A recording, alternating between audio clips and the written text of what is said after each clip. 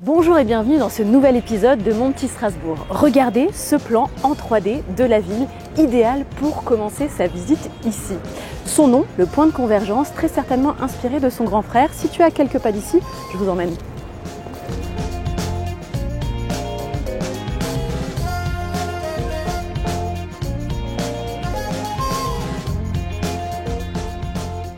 On quitte cette sculpture en bronze située au cœur de la place d'Austerlitz avant de découvrir une autre œuvre soigneusement préservée au sein du musée historique de Strasbourg.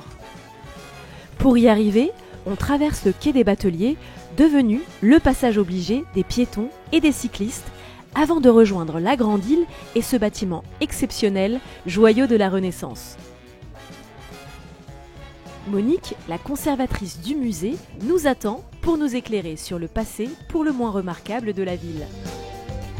Bonjour Monique. Bonjour Caroline. Merci de nous accueillir dans ce lieu chargé d'histoire. Alors on est où ici ? On est au musée historique de la ville de Strasbourg. C'est un bâtiment de 1588 qui a abrité autrefois les grandes boucheries. Donc imaginez ici les stands des bouchers qui vendaient leur viande aux Strasbourgeois dans cet espace précisément. Alors le chef-d'œuvre peut-être de ce musée, c'est le plan-relief qui montre la ville de Strasbourg vers 1727, qui donne donc un aperçu en 3D de Strasbourg et de ses environs immédiats. C'était un peu le Google Earth avant l'heure, quoi. Absolument. On est avant-gardiste. Oui, tout à fait. Tu m'emmènes voir ? Absolument. On y va.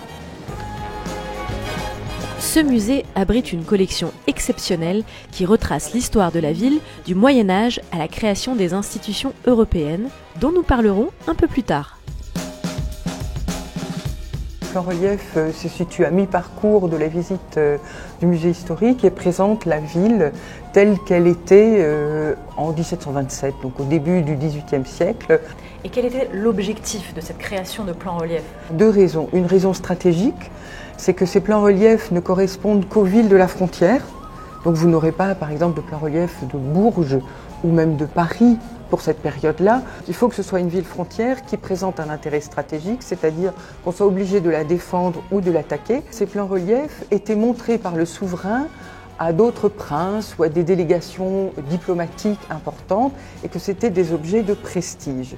Et le prestige, on le retrouve dans le détail qui est donné dans les éléments d'architecture, c'est-à-dire que tous les bâtiments sont représentés avec le bon nombre de fenêtres, les bonnes entrées aux bons endroits. Est-ce qu'on pourrait peut-être voir ce plan-relief de plus près et survoler Strasbourg sans forcément prendre de drone, mais voilà. Parce que c'est exceptionnel, parce que c'est toi, absolument, on peut le faire. Alors, du coup, on peut y aller ? Oui, on va monter. La seule obligation, c'est d'enlever ses chaussures. Normalement protégée par une vitre, je m'apprête à pénétrer à l'intérieur du plan-relief grâce à un système réservé exclusivement aux agents du musée qui prennent soin de l'œuvre. Tu rentres sur la passerelle, alors attention, on se déplace toujours accroupi ou à genoux. Bien accroché, le voyage dans le temps peut enfin commencer. Là, il y a un peu de verdure, là. On est sur le Rhin et les îles du Rhin. D'accord. Là, on a des digues pour empêcher le Rhin de déborder. Là, on passe au-dessus de la place de Haguenau, qui n'existe pas à l'époque, précisons-le quand même. Et la gare, elle doit être à peu près, en gros, dans ce coin-là. D'accord. Donc c'est ici que les visiteurs de Strasbourg, quand ils arrivent en train, arrivent. Voilà, à peu près à ce point-là. On imagine bien. En tout cas, merci infiniment pour cette invitation à pénétrer dans ce lieu inédit et insolite et surtout la possibilité de voir Strasbourg vue du ciel comme ça en 3D. Merci pour l'invitation et à bientôt. À bientôt. Et si je vous emmenais découvrir un repère mode et beauté installé dans des chambres d'hôtel ? Je ne vous en dis pas plus, suivez-moi. Direction le quartier de la Gare où s'est installé un hôtel inspiré pas comme les autres.